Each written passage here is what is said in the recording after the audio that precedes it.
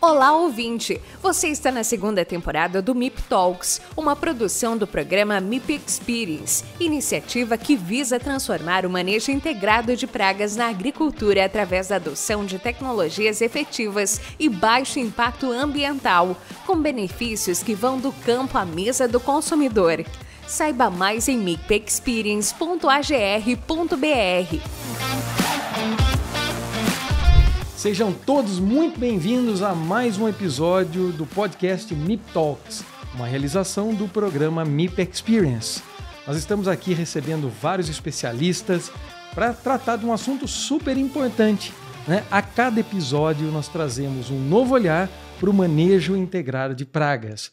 Bem-vindos, nós já estamos na segunda temporada do podcast MIP Talks. Você é sempre muito bem-vindo aqui conosco, convido todos vocês que visitem nossas plataformas digitais, mipexperience.agr.br, nossas redes sociais do programa MIP Experience. O podcast está disponível em vários aplicativos de áudio e também no YouTube. Você pode encontrar o podcast MIP Talks. Então, acompanhe-nos a cada episódio. E hoje eu tenho um prazer muito grande de receber para mais esse episódio o Henrique Zapparoli Marques. Nós vamos falar sobre um assunto extremamente importante.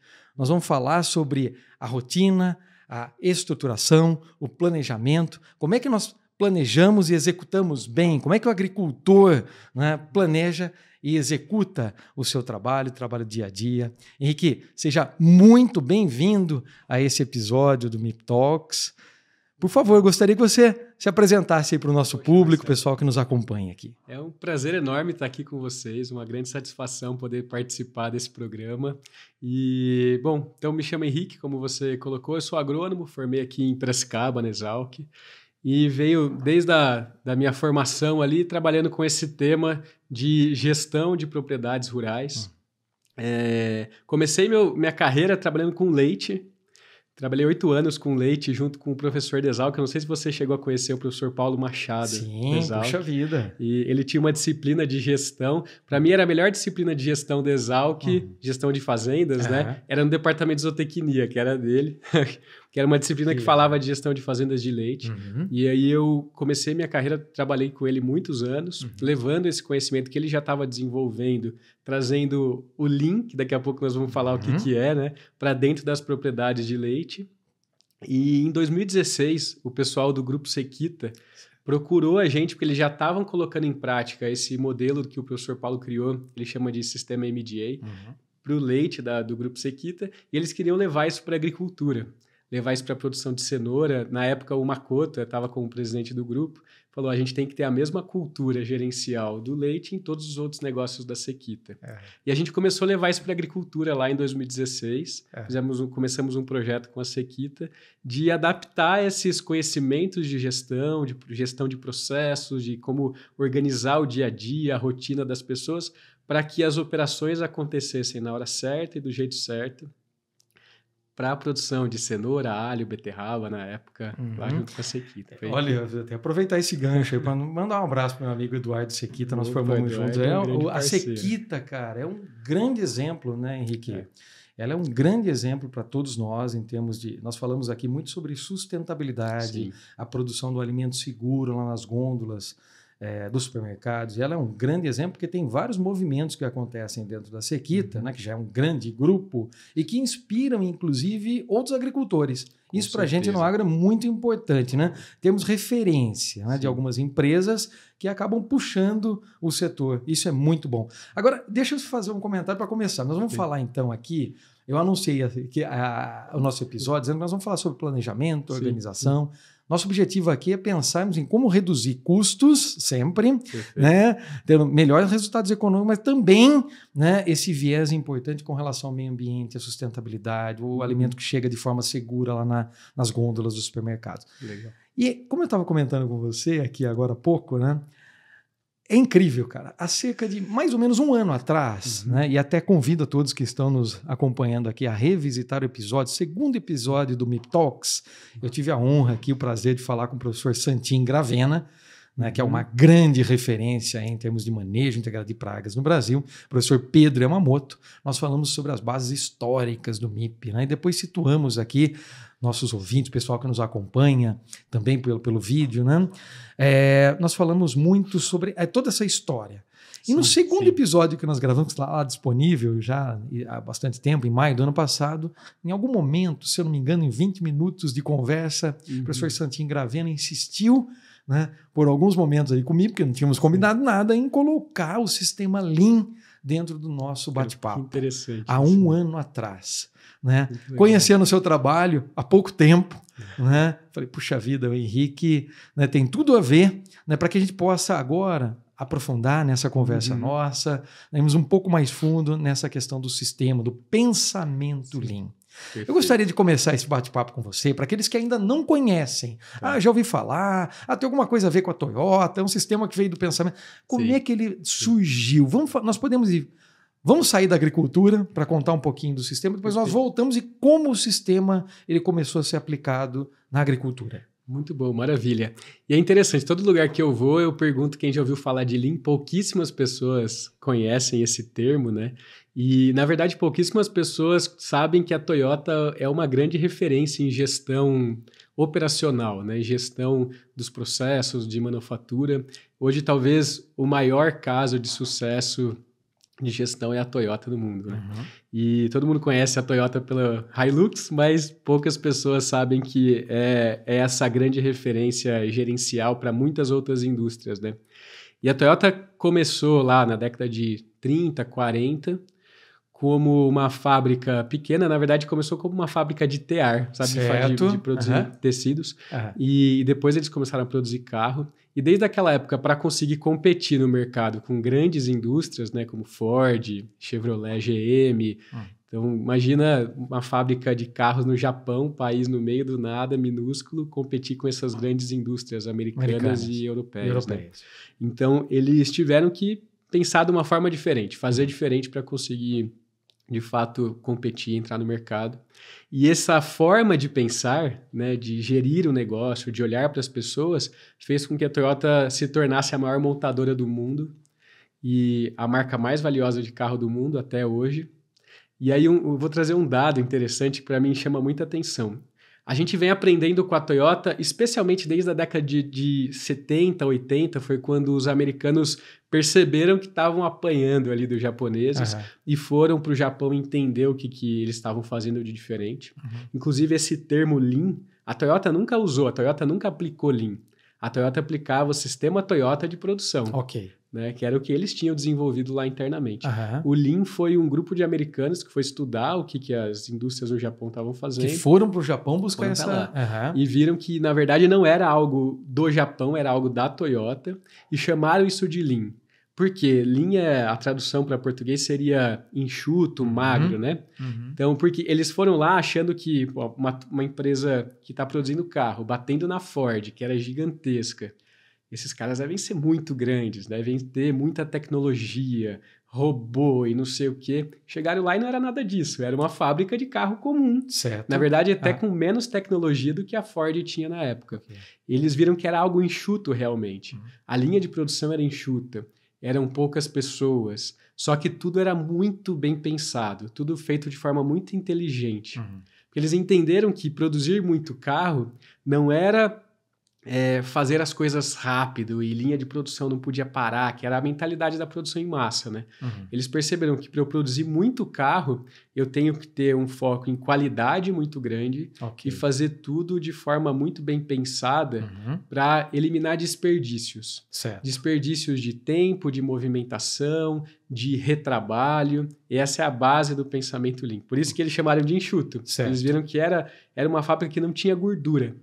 Em vários aspectos. Para você ter ideia, hoje na Toyota aqui de Sorocaba, eles têm o estoque de peças que tem dentro da fábrica da Toyota em Sorocaba é de 4 horas. Eles têm estoque só para 4 horas de produção. Isso é muito enxuto, né? Se a gente pensar qualquer falha, atraso de 15, 20 minutos de um fornecedor impacta numa linha de produção de uma fábrica de mais de 5 mil funcionários. Então, essa visão de que estoque é dinheiro parado, de que eu posso ter um processo enxuto justamente para que os problemas apareçam. E aí a gente começa a ver que a mentalidade é diferente, né? A gente, inclusive, visitou a fábrica da Toyota recentemente e uma pessoa perguntou, mas 4 horas de estoque? Vocês são malucos, né? O risco é enorme. O risco é enorme. O cara falou, não, a gente quer que dê problema. A gente quer que toda falha de processo apareça, porque senão a gente não pode melhorar o processo. Perfeito. Se eu tivesse 1 semana de estoque e um fornecedor atrasasse um dia, eu nem percebia. Então, eu preciso perceber erros e falhas no processo para que eu possa, de fato, melhorar. Isso tem muito a ver com a melhoria contínua. É isso. Exatamente, é exatamente isso. Exatamente. Né? A base do modelo da Toyota é a melhoria contínua. E um dado interessante, assim, em 2022, né, eu peguei esse dado, eu preciso atualizar, mas não deve ter mudado muito. Um funcionário da Toyota produziu, em média, 28 carros por ano. Se a gente pegar a produção total e dividir pelo número de funcionários, né, 28 carros por ano. Um funcionário da Volkswagen, que é uma outra grande montadora, referência, se a gente for olhar em termos de tecnologia embarcada no carro, talvez até tenha mais do que a própria Toyota. Um funcionário da Volkswagen produziu 12 carros por ano. 28 e 12. A Toyota está produzindo o dobro por pessoa. É impressionante esse número, né?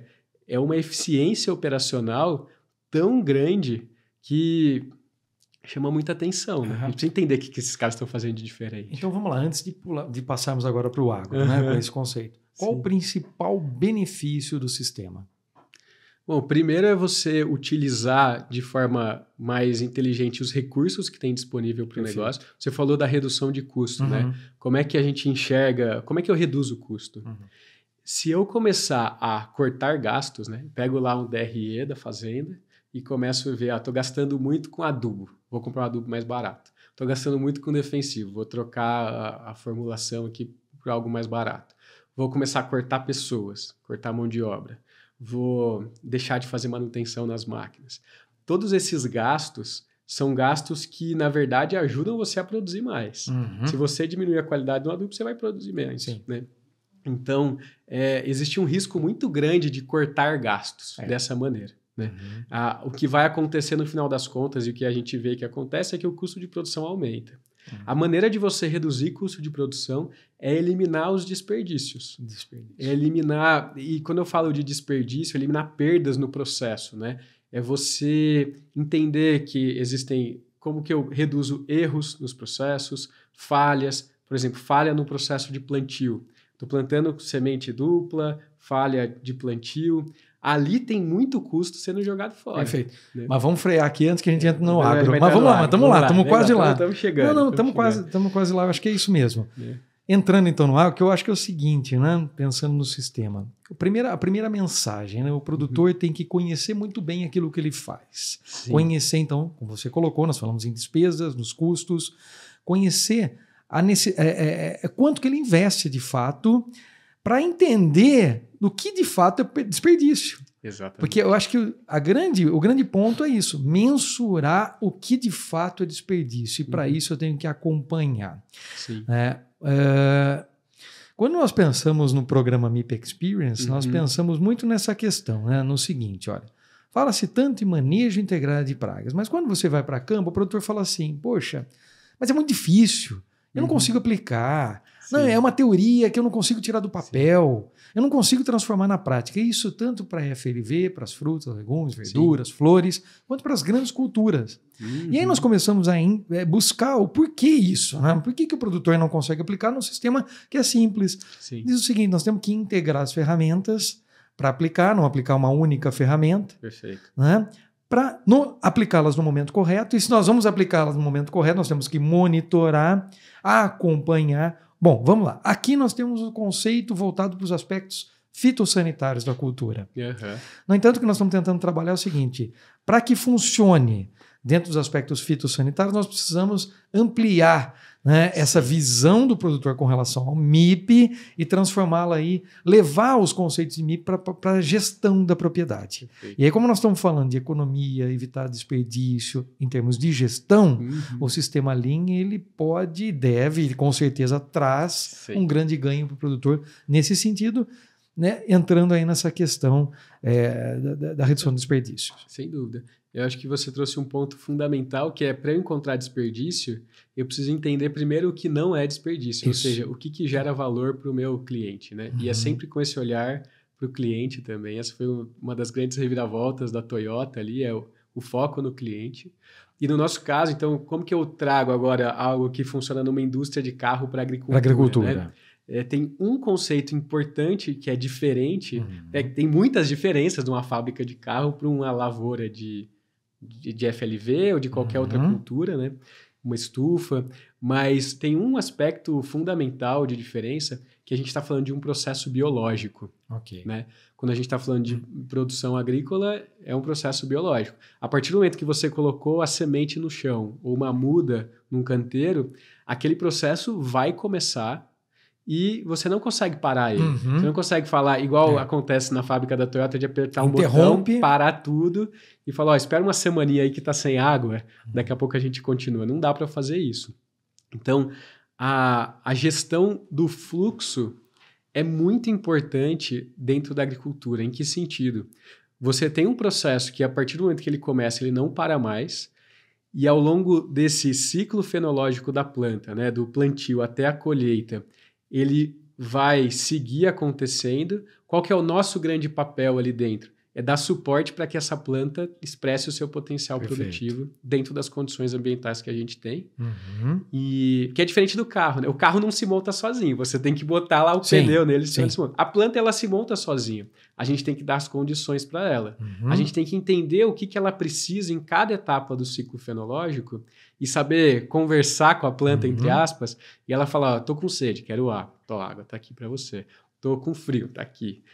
Tô desconfortável nesse solo. Peraí, vou arrumar sua cama aqui, vou te deixar confortável.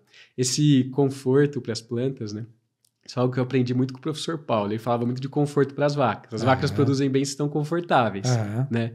Se a cama tá gostosa, se o clima tá bom, a água, comida gostosa. A planta é a mesma coisa. Ela vai Como é que a gente dá conforto para a planta para ela expressar esse potencial, né?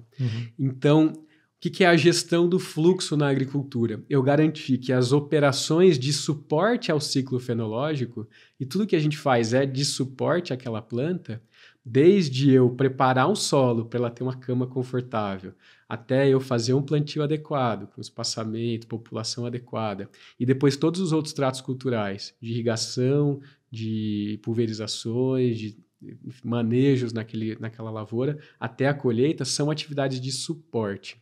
E eu preciso garantir que essas atividades aconteçam do jeito certo e na hora certa. E aí entra o sistema gerencial.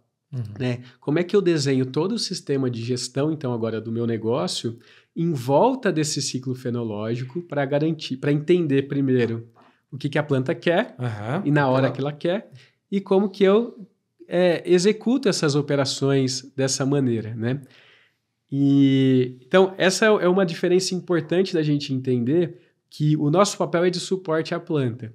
E eu preciso criar mecanismos de monitoramento das necessidades da planta, para eu saber conversar com ela, né, ela me dizer o que ela precisa e eu conseguir entrar com essas operações de suporte. Tem outro conceito importante, eu falei disso de parar a fábrica. Sim.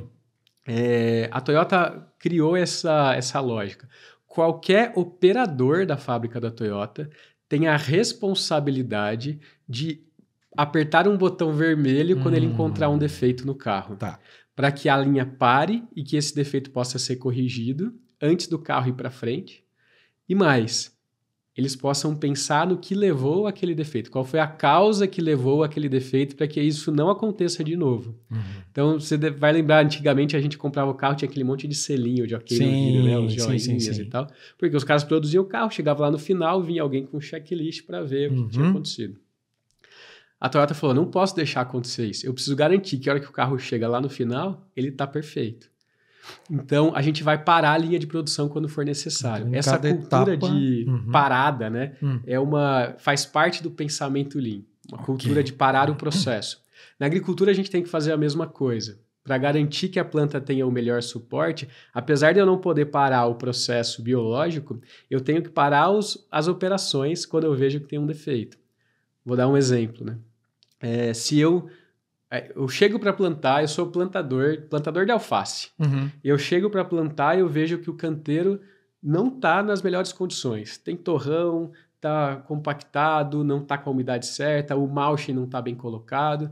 Se eu plantar mesmo assim, o que eu estou fazendo? Botando um motor num chassi trincado. Ok. Então eu tenho que apertar o botão, parar o processo e falar, eu não vou pôr o motor. Vamos primeiro consertar o chassi do carro, né? Vamos refazer esse canteiro. Mas isso é impensável para um produtor, né? Não, mas eu tenho que plantar, o cara está sendo pago para plantar, ele tem que fazer.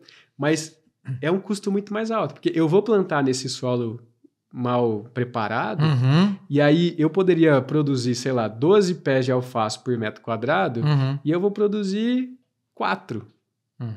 Então, os outros 8 pés de alface que eu não produzi, o custo desses 8, que eu gastei, porque eu gastei com água para irrigar, eu gastei com adubo, gastei com muda, com os defensivos, com mão de obra, aqueles 4 vão ter que pagar, e meu custo vai lá para cima. Esse é o tipo de desperdício que eu estou falando, que a gente precisa aprender a enxergar, parar o processo para não empurrar defeito para frente. Ok. Porque um carro, quando eu produzo um carro com defeito, vamos supor que o cara não enxergou, não apertou o botão e o carro passou para frente com um chassi trincado, por exemplo. Chegou lá no final, foi fazer uma avaliação e viu que o carro estava desbalanceado e a causa era a trinca no chassi. Ele consegue desmontar o carro, consertar e botar esse carro para vender. Ficou mais caro? Ficou mais caro. É um desperdício. Eu tenho que garantir que isso não aconteça. Mas é possível. Na planta, não. Se eu botar uma muda de alface num canteiro mal preparado, eu não consigo corrigir mais. Perfeito. Lá no final, a hora que eu for colher, não tem mais o que fazer. Então, toda a perda que acontece ao longo do ciclo fenológico, ela não tem como corrigir. A gente tem que garantir que ela não aconteça. Né? Esse conceito, a Toyota chama de Jidoka. Jidoka é você dar essa autonomia para as pessoas poderem parar o processo quando encontrar um defeito imediatamente e pensar em como solucionar esse problema, eliminando a causa raiz dele. Volta na melhoria contínua. Ok. Né? Então, é você garantir a qualidade do início ao fim do processo. Sim, né? sim. Eu fui fazendo uns parênteses aqui, né, para chegar onde você estava falando. E eu acho que isso tem tudo a ver com o MIP. Por quê? Você tem que ter essa visão sistêmica do ciclo fenológico como um todo, entendendo que tudo impacta no desenvolvimento dessa planta. E se eu calibrar o meu olhar para enxergar todos os aspectos do sistema que interferem na produtividade, eu sei o momento de apertar o botão vermelho e pensar numa solução e agir. E aí eu preciso criar o sistema que vai me ajudar a gerir essas ações também. Né? Ok, depois. Perfeito. Nós chegamos a um ponto interessante desse nosso bate-papo. Eu acho que assim, olha, ouvindo você me falar agora e já pensando nos nossos desafios do campo, eu imagino o seguinte, que o treinamento é muito importante. Né? Sim. Com certeza, para um operador de qualquer máquina, para ele interromper o processo, ele está consciente daquilo que ele está fazendo. Exato. Ele está consciente de que uma ação que ele produz lá na fábrica, ela vai ter uma reação imediata em termos de produção, né? Óbvio, em termos de custo e vários outros aspectos. Então, a necessidade de termos o treinamento, pessoas treinadas dentro da fábrica. Sim. Veja bem, no campo é igual, é idêntico. Exatamente. Né? Eu acho que assim, um aspecto importante, então, são pessoas. Né? Sem pessoas, nós não temos a produção agrícola acontecendo no campo. Sim. Né? Nós estamos comparando aqui a agricultura à indústria de veículos, mas nós estamos também falando de uma agroindústria que começa com a produção no campo. Então, eu acho que assim, essa analogia, né, e trazer o sistema para dentro da agricultura é espetacular, porque nos ajuda a entender como é que nós podemos melhorar, de que forma. Então, tá a questão do desperdício, mas por trás de tudo isso, temos pessoas. Eu já tive a oportunidade de conversar com alguns consultores aqui no nosso podcast, e vários colocam o seguinte, é muito difícil avançarmos porque faltam treinamentos no campo, porque falta liderança, porque falta esse tipo de... o principal. Como é que você vê isso dentro da agricultura? É possível também evoluirmos nesse sentido? E de que forma conscientizar os produtores, os agricultores, as empresas agrícolas, que esse é um ponto fundamental? Muito bom. Esse ponto, pessoas é sempre o maior problema dos produtores. Né? Qualquer lugar que a gente vai e pergunta qual é a sua maior dor, o que te acorda de madrugada?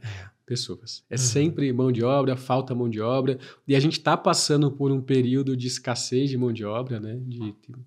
Em todos os lugares que a gente vai, falta gente. Tem vagas abertas e não tem pessoas. Isso vai ficar cada vez pior, né? E aí, qual que tem sido a solução? Vamos automatizar, tecnificar e tal. A gente nunca vai conseguir criar negócios que não tenham pessoas. A gente sempre vai depender de pessoas, por mais automatizado que seja. E tem um problema nesse negócio da automatização, né? Assim, problema... Desafio. Tem um desafio gigante também da alfabetização digital das pessoas. Sim, né? sim. E tem uma outra coisa. A máquina, ela pode executar muito bem um processo, mas ela não pensa, pelo menos até agora.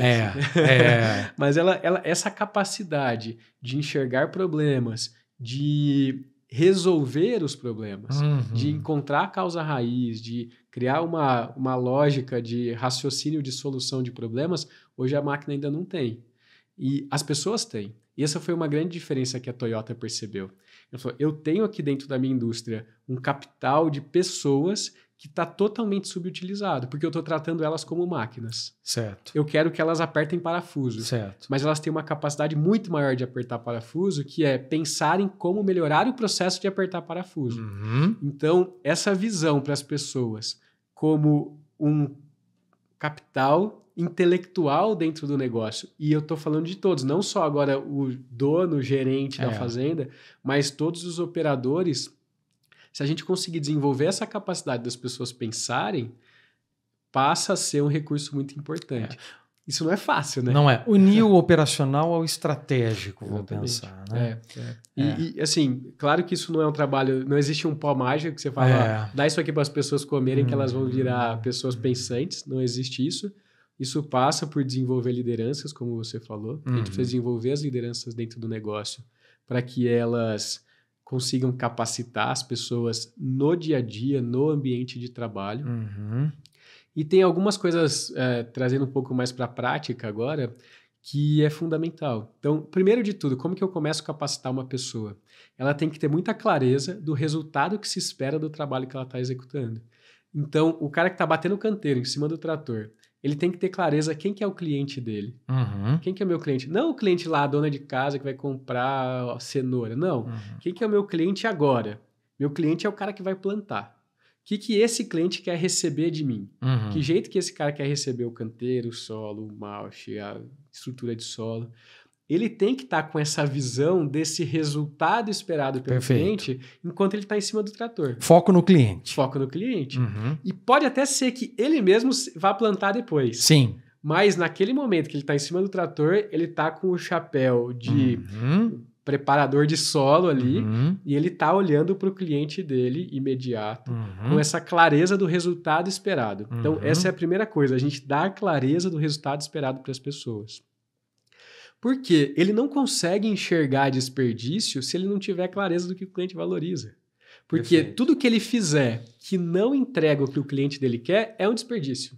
Então, se ele está batendo canteiro e a máquina, sei lá, por algum motivo o trator para de funcionar, solta uma mangueira hidráulica lá, ele tem que parar a operação, ir lá na sede, buscar uma mangueira, ou ir na cidade, mandar soldar uma mangueira nova, colocar... Tudo isso é desperdício. Ele está se movimentando sem gerar valor, ele está gastando tempo, esperando talvez o gerente na cidade buscar. Isso são desperdícios. Como é que a Toyota faz para que um funcionário produza 28 carros, enquanto a média das outras é 12? Fazendo com que as pessoas não gastem tempo fazendo atividades que não geram desperdício. Perfeito.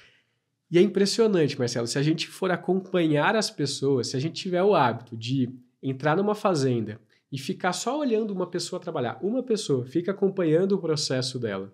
Vamos pegar esse cara aí, né? Esse cara que tá batendo canteiro. Se eu ficar só olhando ele bater canteiro o dia inteiro. Até a Toyota tem uma prática, é chamado de ciclo de Ono. O Taishi Ono foi um dos presidentes da Toyota, ele criou isso. Ele pegava um giz de cera, desenhava um ciclo assim, ó, no chão da fábrica, pegava o supervisor da linha, botava ele dentro daquele ciclo e falava assim, ó, você não vai sair daqui enquanto você não enxergar desperdícios no processo. A função dele era exatamente essa. O líder tem essa função, de enxergar desperdício e dar suporte para as pessoas executarem o trabalho delas. Se a gente fizer isso, olhando esse cara, você vai ver que das 8 horas de trabalho que esse cara teria disponível ali, o tempo que ele ficou, de fato, batendo o canteiro, que é o que o cliente dele quer, ele está gerando valor, é que ele está batendo o canteiro com perfeição, com a máquina regular e tal. Vai ser 2 horas, 3 horas do dia. Das 8 horas, ele ficou 2 horas gerando valor. Certo. As outras 6 horas foi desperdício. Então, como é que eu posso olhar, enxergar isso primeiro e pensar em como eliminar desperdício? Então eu preciso ter ferramentas lá no trator para que tenha uma manutenção mais rápida. Eu preciso garantir que tenha um abastecimento dessa máquina com mais eficiência, a movimentação da máquina. Estamos falando de um processo, né? Nós recentemente, inclusive, vou contar uma outra historinha aqui. Recentemente a gente fez isso com um processo de pulverização. Sim. E de preparo de calda ali. Certo. Era um processo que demorava 15 minutos, tá? E a gente, olhando para isso, começou a organizar o ambiente, o layout, a forma como as ferramentas estavam organizadas, as formas como os potinhos, balança, água e tal, tudo estava organizado. A gente diminuiu de 15 minutos para 5 minutos. Tá? 10 minutos só ganhou. Certo. Só que o cara faz isso 5 vezes por dia, nessa fazenda. São 50 minutos por dia. Tá? Em uma semana, são 5 horas. Né? Em 6 dias de trabalho, lá vamos lá, 5 horas por semana. Né? Num mês, são 20 horas. Então, se a gente pensar que em um mês ele está jogando 2 dias de trabalho fora, né? Só com esse processo, nós pegamos um só, que é preparar a calda, processo, né? Que demorava 15 minutos no dia dele.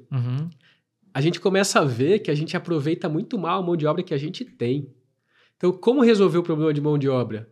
Fazer com que eu aproveite muito a mão de obra que eu tenho hoje dentro da fazenda. Os caras já estão lá, só que estão lá jogando tempo fora. Sim. Né?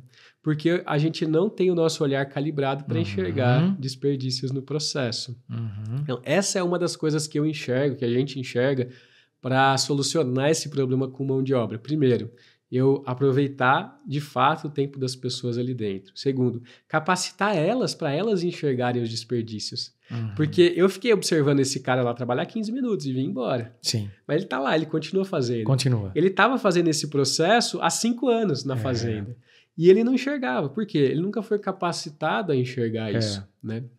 Então, a gente tem que capacitar as pessoas. Então, você tem que ir além, né, Henrique? Você tem que conhecer o processo e, acima de tudo, entender como é que ele funciona de forma, vamos chamar assim, atender a excelência necessária dentro de cada etapa. Né? Você falou de pulverização, me veio aqui à cabeça também.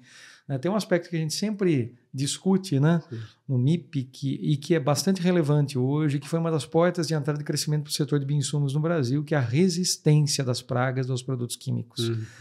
Se pensarmos bem, Henrique, a resistência também tem tudo a ver com o desperdício. Por quê? O que acontece, o que é natural, o que acontece na propriedade, muito comum. O produto deixa de funcionar porque já foi muito utilizado. O produtor começa a aumentar a dose. Aumentando a dose, ele aumenta o custo. Ele começa a selecionar populações mais resistentes ainda dentro do seu cultivo e aumenta cada vez mais a dose e aplica o seu produto. E o que nós temos aí? Nós temos uma falta de conhecimento que está atrelada também a uma falta em falhas em treinamentos, da detecção do problema, como você está falando. Então, a resistência é muito disso. A resistência ela vai acontecendo gradualmente. Você vai utilizando o mesmo ingrediente ativo, produtos do mesmo ingrediente ativo dentro do mesmo grupo químico. A pressão de seleção ali dentro, que é um processo, entre aspas, silencioso, ela passa a se transformar num grande prejuízo para o agricultor. E aí nós temos os desperdícios também de produto, de estoques, de tudo que você falou. Né? O produtor ele prepara o produto, faz a aplicação do produto que não vai funcionar por conta da resistência. E uma resistência, ela poderia ser olhada como um defeito que você está empurrando para frente. É o chassi lá trincado que eu empurrei para frente. É uma bola de neve. E isso tem um conceito dentro do Lean que eu acho que ajudaria muito a gente a construir essa forma de pensar, que é você usar o método científico para a solução de problemas. Certo. Não foi a Toyota que desenvolveu isso, foi um cara chamado Deming, Edward Deming, que era um americano. Ele foi para o Japão para ajudar a reconstrução ali do Japão. Ele era um estatístico, falava de gestão estatística de processo e tal. E aí o Taiichi Ohno, esse cara que era presidente da Toyota, viu o que esse cara estava falando e ele conseguiu trazer para dentro da fábrica de uma maneira prática, né, de uma maneira operacional. Como é que eu aplico o método científico para solucionar problemas do dia a dia da fábrica? Certo. Qual que é a lógica? Que é o PDCA, né? Mas qual que é a lógica disso? Você, a partir de um problema, por exemplo, eu estou aplicando um produto, ele não está dando o resultado esperado. Não funcionou. O que a gente faz? A gente pula direto para a solução. Né? Então a gente, vou trocar o produto, vou aumentar a dose. E a gente pula direto para a solução e muitas vezes não resolve o problema. Porque talvez a causa não era essa, não era porque a dose estava errada. Né? Eu preciso entender quais são as causas raízes do problema. Então, eu tenho lá um problema e eu vou estudar isso. Eu vou entender quais são os fatores que levam a esse problema, entender quais são as causas disso tudo. E aí, o meu plano de ação vai ser tratar a causa raiz. E muitas vezes as causas raízes são muito mais simples do que a gente imagina. Exato. Né? Regular o trator, trocar o bico, aplicar no momento certo, monitorar a praga e tudo isso. Né? Não resistência. Hoje qualquer coisa é resistência, mas não funciona, né? Então, exatamente, você tem toda a razão. Muitas vezes que a gente conduziu esse método de solução de problemas assim dentro das fazendas, dá para ver que a causa do problema era esse tipo de coisa, assim, não fez a regulagem da máquina. Por que não fez a regulagem da máquina? Porque não tinha os bicos lá para trocar. Por que não tinha o bico? Porque o departamento de compras recebeu isso muito em cima da hora, não deu tempo de comprar. Então, se eu não melhorar o processo de compras, eu não resolvo o problema lá da eficácia de uma pulverização. Exato. Às vezes a causa não tem muito a ver, mas... Exatamente. Então, tratar, né, a empresa agrícola, né, entendendo que ela tem órgãos, né? Sim. Ela tem um departamento também de RH, de pessoas que têm que ser treinadas, setor de operações, o comercial, administrativo, financeiro, e tentar integrar, né? Ter lideranças que integrem as áreas, esses órgãos, né, que funcionam dentro de um corpo. Sim. Isso é importante. E uma coisa que você trouxe de liderança que é importante, a gente muitas vezes, quem são os líderes que estão dentro das fazendas hoje? Especialmente os líderes que estão mais próximos da operação, né? Os supervisores, encarregados, tem o pessoal que chama de fiscal, às vezes. É um cara que era um bom operador, né? Um operador de confiança, que chega no horário, não fica... Vamos promovê-lo. Pede serviço, vamos promover esse cara, exatamente. Então, ele entregava um bom resultado como operador, porque ele tinha habilidades para executar aquele processo. E aí você promove ele. E aí agora ele tem outras funções... Outros processos que ele tem que executar, que são agora processos gerenciais, como capacitar, enxergar problema, melhorar processos, padronizar processo, que ele nunca fez na vida. Né? E se ele não for capacitado, se a gente não desenvolver essa liderança, ele vai ter que solucionar conflitos entre os empregados, os funcionários, tem que saber se comunicar de maneira clara. Se a gente falta conhecimento técnico e faltam as soft skills também do negócio. Conhecimento gerencial. Né? É a mesma coisa que você pegar um cara que nunca dirigiu um trator hoje, um trator com muita tecnologia embarcada, você bota o cara lá dentro e acha que ele vai dirigir com perfeição. Pra gente é impensável, né? Você botar um cara numa máquina sem treinar ele. Mas a gente faz isso com a liderança. Né? A gente promove um cara, bota ele agora para pilotar uma máquina complexa, porque nós estamos falando de pessoas. A cabeça das pessoas é muito mais complexa do que qualquer trator que existe hoje. E a gente faz isso sem treinar o cara, sem desenvolver essa liderança, essas soft skills. Pela necessidade de resultados rápidos, instantâneos. E eu acho que às vezes até por não perceber que existe essa necessidade, né? Não ter essa visão do qual que é o papel da liderança, qual que é o resultado esperado. Então eu tenho clareza do resultado esperado de uma aplicação, em termos de uniformidade, gotícula, de tudo mais. E do líder? Qual que é o resultado esperado do trabalho do líder? Qual que é a responsabilidade dele? Aonde ele tem autoridade? A gente não deixa isso claro. Né? E é a mesma coisa, são processos. Processos gerenciais têm que entregar o resultado, processos operacionais têm que entregar o resultado. Então, eu acho que às vezes falta até clareza para o próprio dono de qual é esse papel da liderança, né? O que se espera da liderança. Sim, exato. Sim. Eu queria que você falasse, eu estou aqui com um livro, né? Excelência Operacional na Horticultura. Eu queria que você contasse um pouquinho para a gente sobre o trabalho, sobre o trabalho da Terra Lean, né? Que excelência... Deixa eu colocar meu óculos aqui. Excelência Operacional na Horticultura, introdução à gestão orientada ao ciclo fenológico com base no pensamento Lean. Conta um pouco para a gente sobre esse trabalho, sobre a Terra Lean. E eu acho que é também interessante, junto, né, ao mesmo tempo, entender como é que você começou a ter esse olhar. Você falou um pouco do professor, né, o Sr. Paulo Machado, depois contou um pouco da história dele, mas e a sua, né, do Henrique? Como é que você começou a enxergar, a ter esse olhar e falar assim, olha, é um gap aí, existe uma oportunidade grande de desenvolver carreira, porque você está desenvolvendo a sua carreira como especialista no sistema Lean, pelo que, né, voltado ao agronegócio. Eu queria um pouco entender esse viés e daí um pouquinho desse trabalho, do livro. Legal. Que é espetacular, cara. Parabéns. Eu dei uma olhada, tem desde a teoria, né? Lá atrás, até aspectos muito práticos que vocês colocaram nesse trabalho. Parabéns, muito legal. Na verdade, esse livro assim, é fruto, né, do trabalho de muitas pessoas, de todos esses produtores que vêm implantando isso, colocando isso em prática nos seus negócios, né, que aprenderam o que a Toyota estava fazendo e começaram a adaptar e colocar isso em prática no negócio deles. Muito, né, com essa experiência do professor Paulo e depois a gente desenvolvendo isso na agricultura. Ok. E a gente colocou aqui esse resumo dessas experiências desses últimos 10, 12 anos. Mas eu sou neto de produtor de café. Tá. Meu avô produzia café ali em Brodowski, perto de Rio Preto, né? E por que eu comecei a me interessar por gestão? Eu via ele sempre reclamando das mesmas coisas, né? E eu falei, bom, vou fazer agronomia para ajudar meu avô. Fui lá, comecei a aprender um monte de coisa na Exalc, tal. Eu chegava para ele e falava, não, isso aí não funciona, isso não dá certo. Aquela história clássica, como né? Assim? Eu faço isso há tanto tempo. E aí o que eu comecei a perceber, assim, que faltava essa mentalidade gerencial, essa visão da fazenda como um negócio. Não faltava conhecimento técnico, na verdade. Ele tinha muito mais conhecimento técnico do que eu e estava disponível, de alguma maneira, o conhecimento técnico. E está disponível para muita gente. Claro que tem produtores que não têm acesso? Ainda tem isso. Mas a grande maioria dos produtores tem muito acesso à tecnologia, a conhecimento, né, de técnica de produção, esse conhecimento do ciclo fenológico, especialmente para grandes culturas, já é muito disseminado. A gente sabe o que tem que ser feito.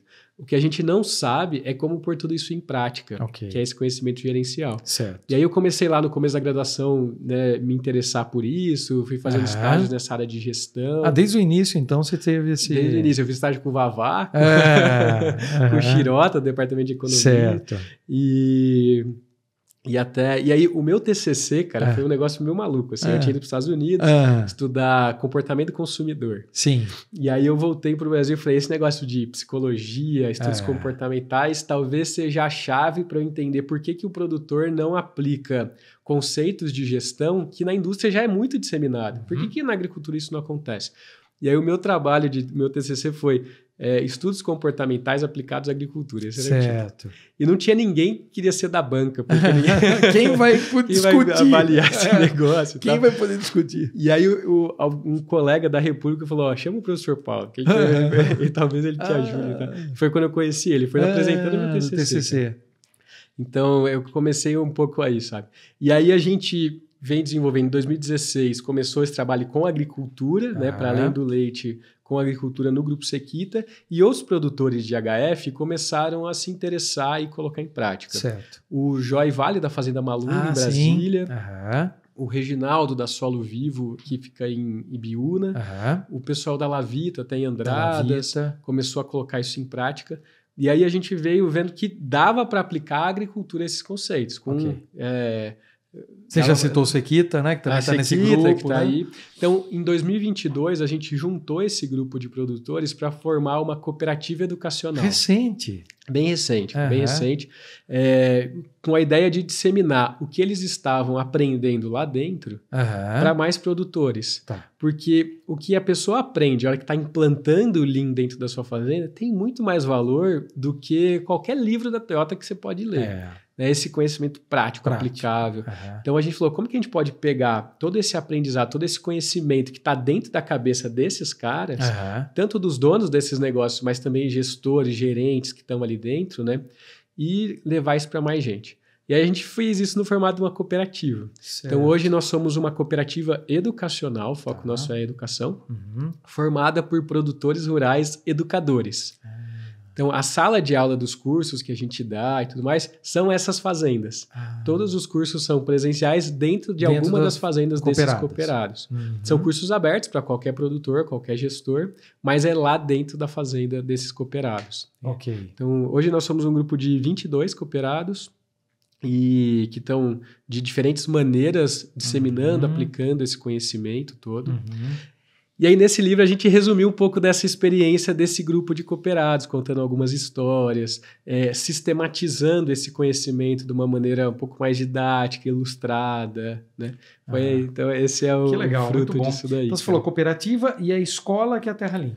Escola Terra Lean é esse projeto dentro da cooperativa para disseminar o pensamento Lean. E nos treinamentos, nas discussões das fazendas, qual o principal foco, vamos dizer assim? O que vocês têm trabalhado com mais ênfase? Olha, esse problema de pessoas é o maior dor, né? Então a gente acaba falando muito sobre isso. Lideranças. Como formar lideranças. E começar a calibrar o olhar dos líderes. Então, hoje, quem faz os nossos cursos? Principalmente produtores e gestores de fazenda. Certo. Gestores em diferentes níveis, né? Desde gerente geral, até supervisor encarregado. Então, hoje, um grande papel que a gente tem é calibrar o olhar dessas pessoas para começar a olhar processo, enxergar desperdício e saber o que fazer frente a esses desperdícios. Porque existem muitas ferramentas gerenciais que a Toyota foi ensinando para a gente ao longo nessas últimas várias décadas, né? Que a gente consegue aplicar na fazenda, só que primeiro eu tenho que ter esse olhar calibrado para enxergar o problema. Certo. Né? Então, hoje, dentro dos treinamentos, o foco é muito essa gestão das operações e das pessoas que estão dentro da operação. Qual é o primeiro passo quando o produtor enxerga que, eu preciso mudar e o sistema Lean, o pensamento Lean, agora está nos ouvindo aqui, nos acompanhando, os consultores. Qual o primeiro passo a ser dado para trazer o sistema Lean para dentro da propriedade, Henrique? Acho que a primeira coisa é conhecer, é entender o que é de fato esse sistema de gestão. Porque não é uma ferramenta, uma solução mágica, né? É, de fato, um pensamento, uma forma de pensar, uma forma de enxergar o negócio. Então, entender isso é importante. Acho que esse seria o primeiro passo. E dá para fazer isso de diferentes formas. Tem esse livro, tem muitos outros livros, tem muito conteúdo disponível sobre o Lean aplicado à agricultura. Deixa eu te perguntar, vê aqui algo. Perfil de empresa. Né? Vamos pensar assim, qual é a empresa que tem, você que tem trabalhado, qual é a empresa que tem se aproximado do sistema? Empresas agrícolas. Cara, é uma ótima qual pergunta. Perfil? Assim, porque a gente vê que tem sim um perfil que dá certo e tem perfil que não dá certo, sabe? Tem que ser um produtor que está muito aberto a novas coisas. Isso significa que ele tem essa humildade de buscar um conhecimento, de aprender, de falar, putz, eu estou fazendo errado, eu preciso mudar o que eu estou fazendo.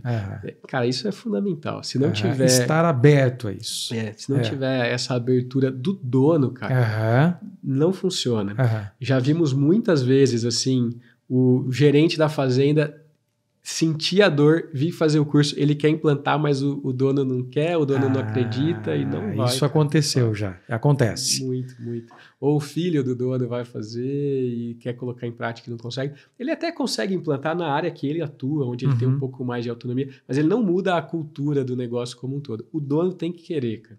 E a gente vê que produtores que têm esse perfil, aí nadam de braçada, assim, vão atrás, pesquisam.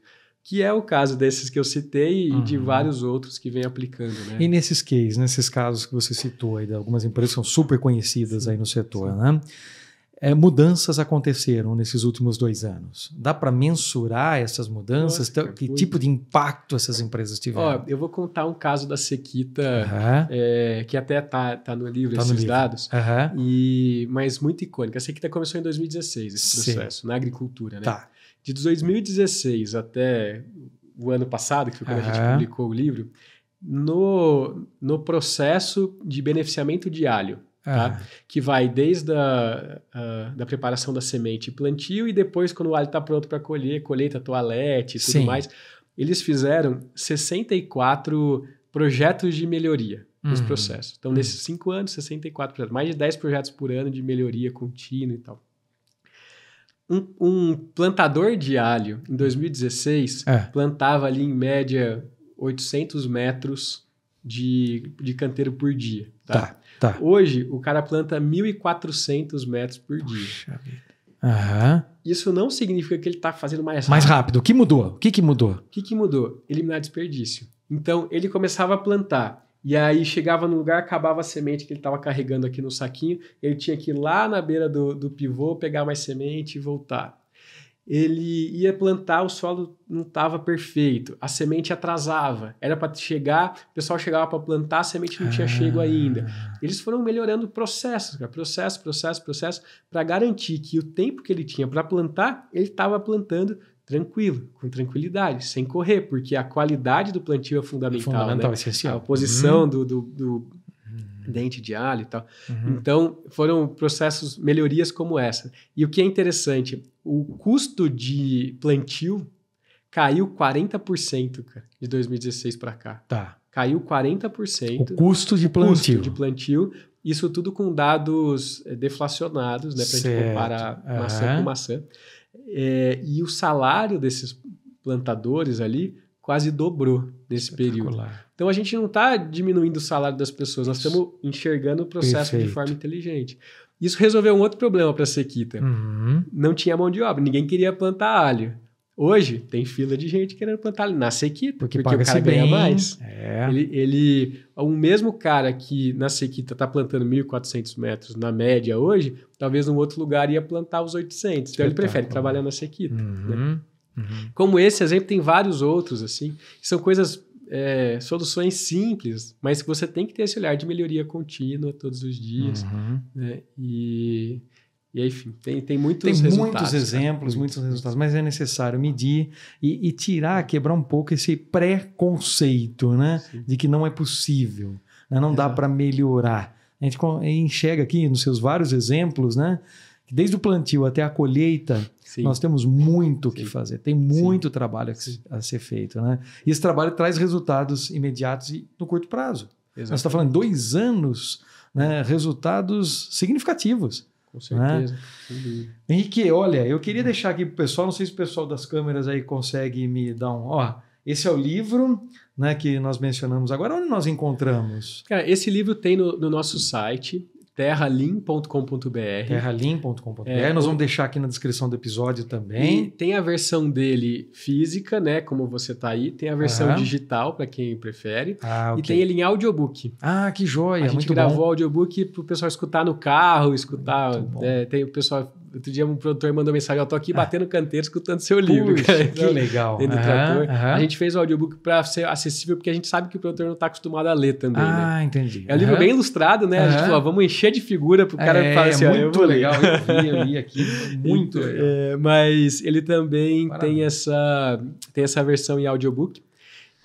Tem um outro livro que nós, na verdade, não é um livro nosso, mas a gente traduziu para o português, que é um livro que chama Elimine o Desleixo. Tá. De um autor chamado Paul Akers, um cara que é uma grande referência de Lean hoje no mundo.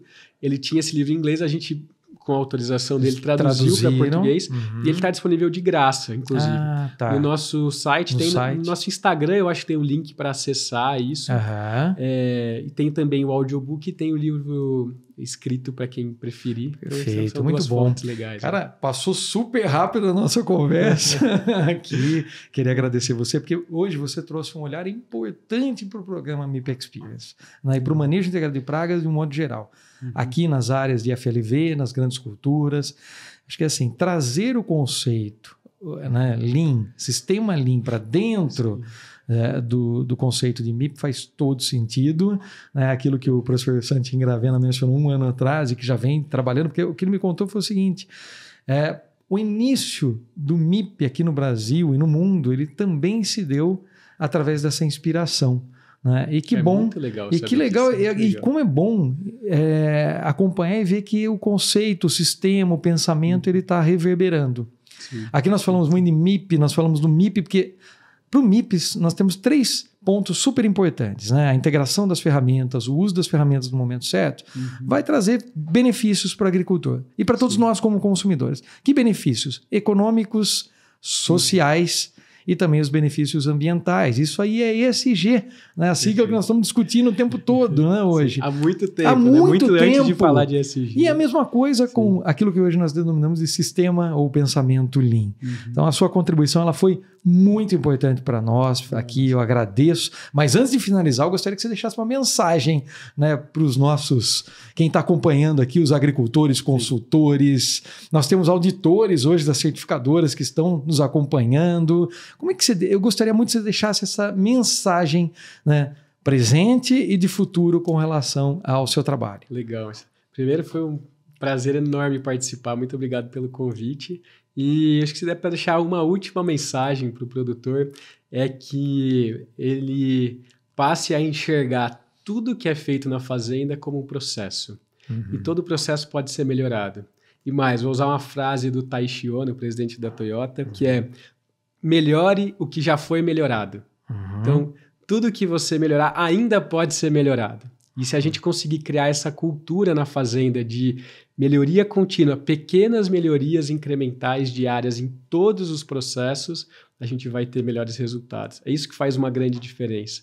E não uma grande melhoria por ano feita por especialistas. Não, é todo mundo fazendo pequenas melhorias todos os dias dentro do negócio, em todos os processos. São todos, né, são novos tijolinhos que se acrescentam diariamente nessa construção.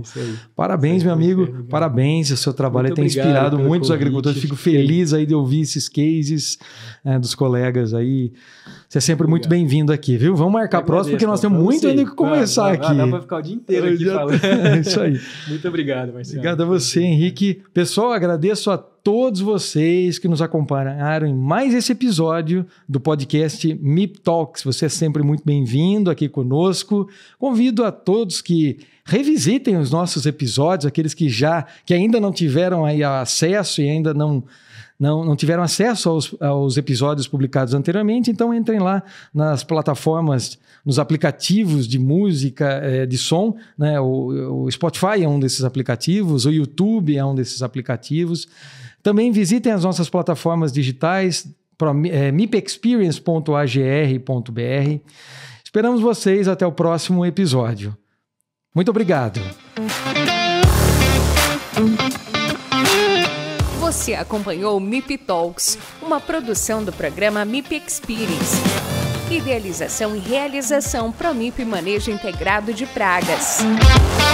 Apoio e participação Par e Passo, BASF, FMC, Balagro, Sumitomo e CropLife. Acompanhe o MIP Talks no Spotify e YouTube.